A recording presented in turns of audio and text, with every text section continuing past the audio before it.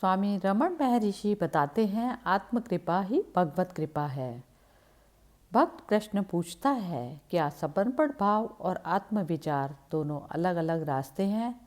इस पर भगवान श्री रमण महर्षि कहते हैं कि जिसे भक्त समर्पण कहता है वही विचार ज्ञान है। ज्ञानी के वास्ते गुरु दोनों ही रास्तों से जिज्ञासु के अहंकार को दूर हटाकर केंद्र की ओर ले जाने का प्रयास करता है और अहम भाव को उसी में समाहित करता है जहाँ से वह शुरू हुआ था।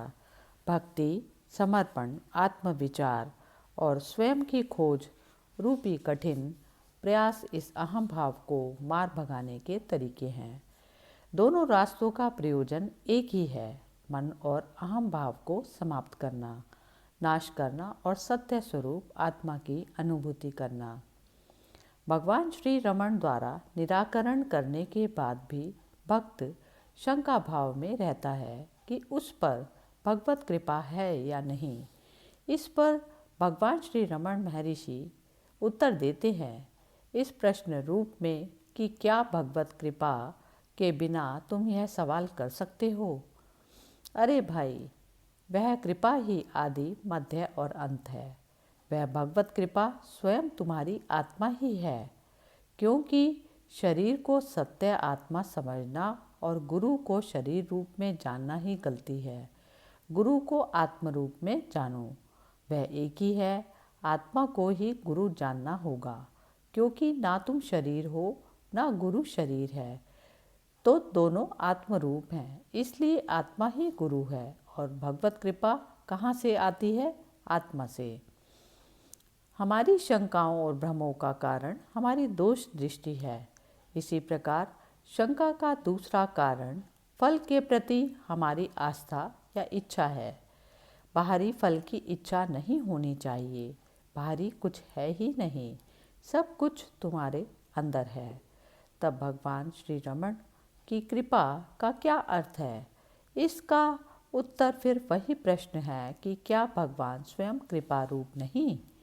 जो शब्द उन्होंने कहे वह कृपा ही थी, जो कुछ लिखा गया वह कृपा ही थी।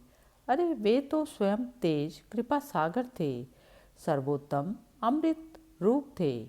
उनका अनंत प्रकाश हमेशा मार्गदर्शन करता है। भक्त हमेशा भगवत कृपा को अपने भीतर महसूस करता है।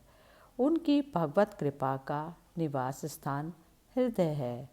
अरुणाचल रमण परम ईश हैं और भक्तजनों के हृदय कमल में सदैव निवास करते हैं। एक वृद्ध सज्जन ने सद्गुरु भगवान श्री रमण के प्रति अपना आभार प्रकट करना चाहा, क्योंकि उनकी कृपा से आत्मज्ञान की प्राप्ति या अनुभूति हुई थी। इसके लिए उसने भगवान श्री रमण महर्षि कैवल्य नवनीत से एक श्लोक उद्धृत किया।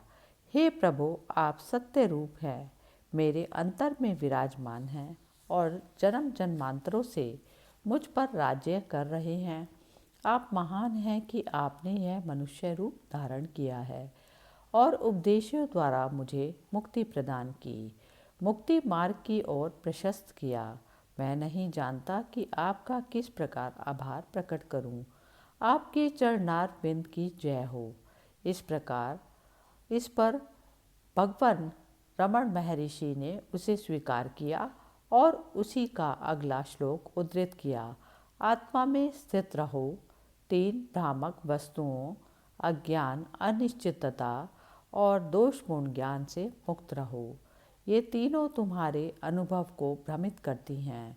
अगर तुम आत्मस्थिति को स्थिरता से प्राप्त कर लेते हो तो तुम ऋण मुक्त हो गए। आभार मैंने स्वीकार कर लिया। ओ प्रभु, तुम्हारा नाम ही कृपा है, अपनी कृपा मुझ पर बरसाओ। इस प्रकार श्री रमण महर्षि ने उत्तर दिया। हरि ओम तत्सत।